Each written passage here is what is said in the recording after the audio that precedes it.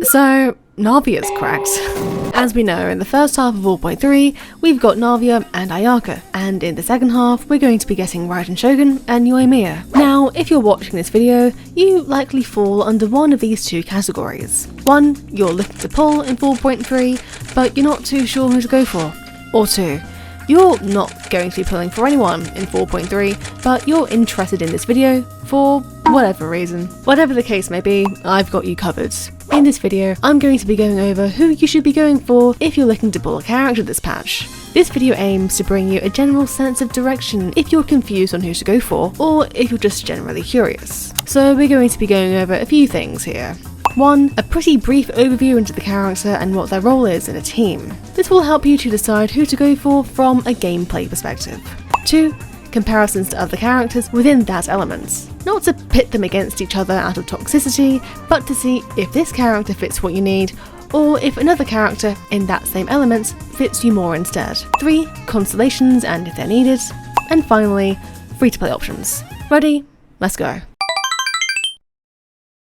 Navia is a 5-star Geo Claymore user. She works best as a DPS. The highlight of her kit is her elemental skill, as it can deal a huge amount of Geo damage. It also has 2 charges before you have to wait for the cooldown, so you're able to deal 2 massive hits of Geo damage in a fairly short space of time. The more crystallized shields either Navia or other characters produce, the more crystal shrapnel ammo her skill holds, and her skill can hold up to 6 of these. And without complicating things, the more ammo you have, the more damage she's able to deal. So, unlike other Geo characters, Navia actually needs other elements within her team to help produce crystallized shields in order for her to perform at her best. This makes her an incredibly versatile Geo unit that can fit into a good amount of team comps. Her elemental burst deals continuous Geo damage for a period of time, both while she's on and off the field. Her elemental burst will come in handy for her, as it will help to produce crystallized shields while playing with other characters in your team besides Navia. So from what we've spoken about, pull for Navia if you're in need of a solid Geo DPS, or if you want a character who can put out big damage per screenshot numbers. So we've spoken about some of Navia's core gameplay mechanics, but how does that differ to other Geo DPSs within Genshin? Now we'll be talking about the following Geo characters in this section and see if Navia is the one for you, or if one of these other Geo characters fits your Geo needs. Ito, Ningguang, and Albedo. And before you come at me for not including Zhongli's core role is to support rather than be a dedicated Geo DPS. You can deal damage with this meteor, but that's about it. Oh, also what I'm about to say are my personal opinions, so yeah, Ito. While Ito is a solid Geo DPS damage-wise, the biggest difference between him and Navia is that they are on completely opposite ends when it comes to team requirements. While Navia needs at least 2 characters who aren't Geo to help create crystallized shields, Ito is a mono Geo king. His best teams are with his members being majority Geo, so he's not as flexible as Navia. However, if you're a fan of the Geo elements, then I'm sure you'll have no problems with that. If you're not a hardcore Geo fan, then maybe Navia is the one for you.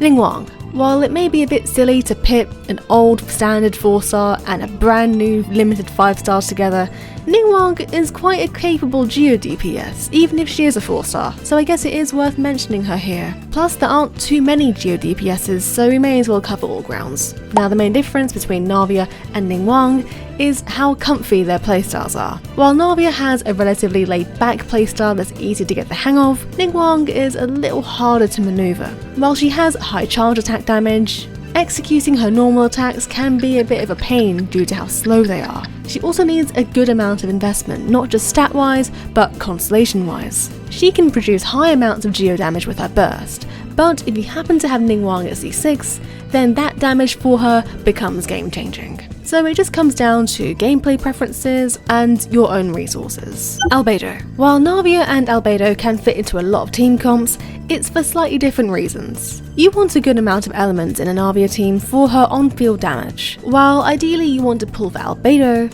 if you're in need of some off-field Geo damage, which would actually come in handy for a Navia team, but I digress. If you're looking for a versatile on-field Geo DPS, then Navia's your gal. If you're in need of off-field Geo damage instead, then Albedo's your man.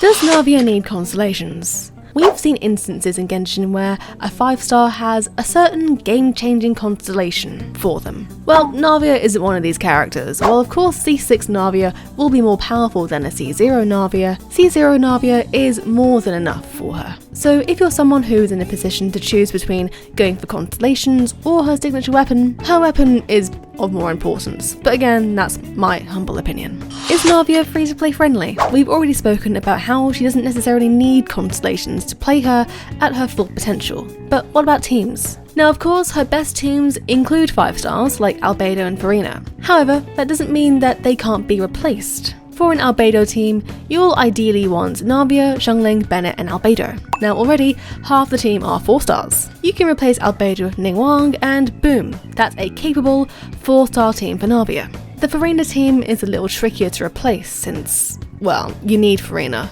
for a Navia and Farina team. This is because the two characters work crazy well together. However, Navia also works well with pretty much anyone who can provide off-field elemental damage, so it's not that deep. Farina is just emphasized a lot when talking about Navia teams because their playstyles go really well together. Weapon-wise, Navia is a little demanding. All of her best weapons are either 5-star weapons or battle pass weapons, which makes it a little harder for free-to-players to build her. However, there are a small amount of free-to-play weapons that she can use. For reference, I got her on my Reformed free-to-play AR46 account, and I'm currently running Prototype Archaic on her, and I'm pretty happy with how it's going.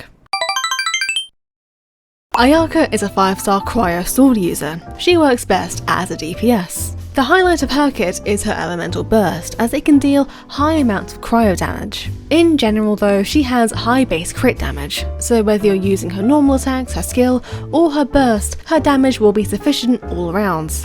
So automatically, pull for Ayaka if you're in need of a cryo DPS, but let's continue. Despite her not being a catalyst user, Ayaka is able to provide constant cryo application. In addition to her skill and burst that of course deal cryo damage, her normal attacks can too. If you sprint, her normal attacks become infused with cryo. So if you're looking for a consistent cryo applicator and damage dealer, Ayaka is the one for you. So we've spoken about some of Ayaka's core gameplay mechanics, but how does that differ from other cryo DPSs within the game? So let's talk about the following cryo characters in this section and see if Ayaka is the one for you or if another cryo character fits your needs. Wriothesley and Garnier. And before you come at me for not including Eula is more of a physical DPS than a cryo one.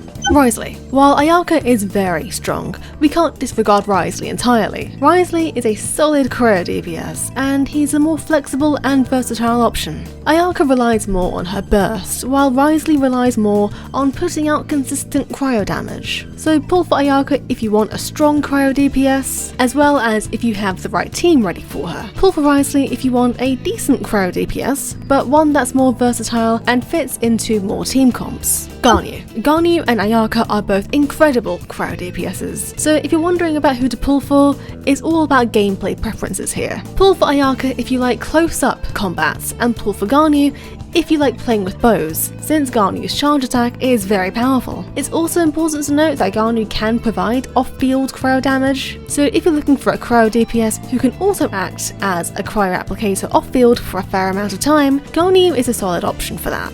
Constellations or weapons. While a C6 Ayaka will be more powerful than a C0 Ayaka, C0 is more than enough for her. So, just like Navia, if you're somebody who's in a position to choose between going for Constellations or Ayaka's signature weapon, her weapon is of more importance. Is Ayaka free-to-play friendly? Let's talk about teams. Ayaka likes to utilize 5-star characters to help her with frees, like Mona, Kazuha, Jean, Venti, Farina, and Kokomi. However, an Ayaka team isn't impossible to make without 5-stars. You can use Kaya, Barbara, and Sucrose, and boom, that's a freeze team. Or you can have Xiangling, Xingqiu, and Diona, and that's a solid team for her too. It's worth playing around and see what works for you. In terms of weapons, just like Navia, Ayaka is also quite demanding, as her best weapons are either 5-stars or battle pass options. However, it is possible to use either Blackcliff or the craftable Inazuma sword for her. I want to take a break and talk about today's sponsors, Tokyo Treat and Sakura Co. Tokyo Treats is a monthly Japanese snack subscription box where you'll get up to 20 of the most latest, most exclusive, limited edition and seasonal flavored Japanese snacks that are only available in Japan for a limited time, like Sakura Pepsi, Japanese Kit Kats, and many more. Sakura Co is also a monthly Japanese snack subscription box where you will receive 20 traditional and authentic artisan Japanese snack items, including Japanese teas and one special Japanese tableware with your box every month. Sakura Co also helps in partnering with local Japanese snack makers to continue to share Japanese culture and traditions that have been passed down from over 100 years. They want to share Japanese culture to the world through the medium of snacking. If you want to enjoy pop Japanese snacks, you can choose Tokyo Treats. But if you want traditional Japanese treats, you can enjoy Sakura Co instead. Tokyo Treat and Sakura Co's boxes come with a different theme each month, keeping things exciting and fresh. This month's Tokyo Treat theme is New Year Snack and Party. This box is filled with Japanese New Year inspired snacks. Enjoy snacks like the Pretz Mild Roast, the CC Lemon Drink, the Lucky Red and White Kit Kat, and much more. This month's Sakura Co theme is New Year's in Hiroshima. New Year's in Hiroshima is a celebration that warms the soul, which is what this box aims to bring you. I very much enjoy the taiyaki. It's a traditional Japanese fish-shaped treat. It's a doughy sweet treat and has a generous amount of sweet bean paste filling that warms the soul, just like the rest of this box. Check out the link in the description to get $5 off your first box when you use my code. Thank you Tokyo Treat and Sakura Co for sponsoring this video. Raiden Shogun is a 5-star Electro Polearm user. She works best both as a DPS and as support. Raiden's elemental skill deals off-field electro damage with other attacks that are made from any and all party members, including herself. Her skill also builds resolve stacks when other characters use their bursts, and the more stacks you have, the higher the burst damage will be. Raiden's elemental burst deals a high amount of electro damage and turns her normal and charge attacks into electro attacks. Her burst also gives energy to the team, making her a great battery. The Raiden Shogun represents the gameplay for the Electro Archon, and she's considered highly within the Genshin Impact community for how she plays. So, at least in my humble opinion, if you're going to pull for any Electro 5-star, I would highly recommend the Raiden Shogun. So I'll be completely honest here, as someone who owns many Electro units, including Yoimiya and Raiden Shogun herself, there really isn't any need for comparisons against anyone else for Shogun. I'm sorry. I said what I said. Not because I'm biased, but because she's an incredibly versatile unit. She can be a DPS, she can be a support. We'll go more over that in a minute. You'll see what I mean. Is Raiden Shogun free-to-play friendly? Let's talk about teams first. As I said before, Raiden Shogun is an incredibly versatile character and can fit into pretty much any team comp, be it a team full of 4 stars or a team full of 5 stars. Hey, even one of her premium teams, Raiden National, is a team full of 4 stars. So if you get Raiden Shogun, you'll have no problems team-wise. Weapon-wise, while Engulfing Lightning and Staff of Homer are her premium options, she has a ton of 4-star options that she can use, including the Catch, a polearm that you get from the Inazuma Fishing Association. The downside of that is that you need to fish, but it is one of her best weapons, which is great news for free-to-plays. It is worth noting that Raiden Shogun has one of the best C2s in the whole game. If you still want her weapon, I'm not going to stop you, but again, I said what I said. Now, I've seen a handful of comments across my socials recently about people being confused as to if they want to go for Navia or Raiden Shogun, because of how versatile these two characters are. So let me give my 2 cents on the topic. While both characters are flexible, they're flexible in different ways. Raiden Shogun is flexible team-wise and can fit into any scenario you need. If you need a damage dealer, you have Raiden. If you want an off-field damage dealer, you have Raiden. Navia's main value is that she is a Geo DPS who benefits from Crystallize, making her a crazy flexible Geo DPS. On top of this, Navia hits very hard. Raiden's burst can hit hard too, but Navia's skill has 2 charges, making it possible to deal 2 very strong hits in a short amount of time. So, in short, while Raiden is flexible and can fit into any team and role that you need, Navia is flexible in many teams as well, but as a Geo character who can one-shot enemies. Navia is flexible for herself, while Raiden is flexible for herself as well, but also for other characters.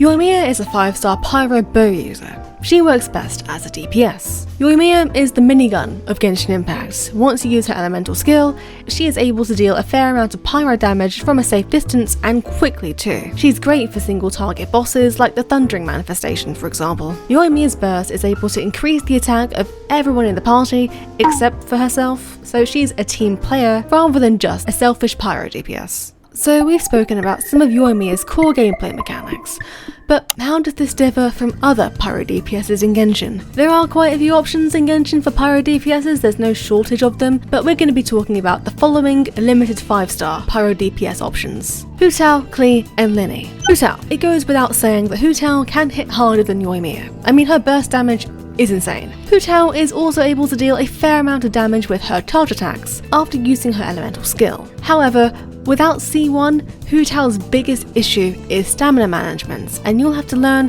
how to jump cancel. Yoimiya's playstyle is simple and easy to use, so if you want a meta character with big damage but a more difficult playstyle, Hu Tao's the one for you. If you want a Pyro DPS with also a decent amount of damage and they're easy to use, go for Yoimiya. Klee. In terms of gameplay, Yoimiya and Klee are almost the opposite. Klee is a castless user who works well at a closer range and is a bit more complex to play with, while Yoimiya is a bow user who is simple to play with and you can play her from a safe distance away from enemies. So again, just depends on your gameplay preferences. Lyney. Both Yoimiya and Lyney are great Pyro bow users, but you can play them in different ways. To use Lyney, you use his skill for pyro damage, his burst for AoE pyro damage, and his charge attack. For Yoimiya, you'll mainly be using her skill and her normal attacks to deal swift pyro damage. So again, it's about gameplay preferences. Constellations or weapons. Yoimiya's constellations aren't game-changing, so of course, while a C6 Yoimiya or a C2 Yoimiya will deal more damage than a C0 one, she doesn't need constellations. Is Yoimiya free-to-play friendly? Yoimiya needs characters in her team who can deal off-field damage, as well as enhance her normal attack damage. A ton of 4 stars are good for this, like Beidou, Yunjin, Xingqiu, Fischl, and more, while of course 5 stars like Gilan, Raiden Shogun, Farina, and Kazuha will do a better job. 4-star characters do go well with Yoimiya. Weapon-wise, she does work well with 5-star weapons like Thundering Pulse, Skyward Harp, and Polar Star, and Battle Pass options. But she has free-to-play options too, like Rust, Slingshot, and Blackcliff Warbow. So, to conclude, pull for Navia if you want a flexible Geo character who can utilise Crystallize and put out high damage per screenshot numbers. Pull for Ayaka if you're in need of a strong Cryo DPS. Pull for Yoimiya if you need a Pyro DPS who can deal pyro damage quickly, and pull for Raiden Shogun if you don't know who else to pull for, both for now or in the future. I want to know your thoughts. Are you pulling this patch? If not, who are you saving up for?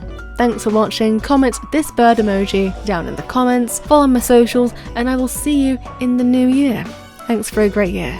Peace.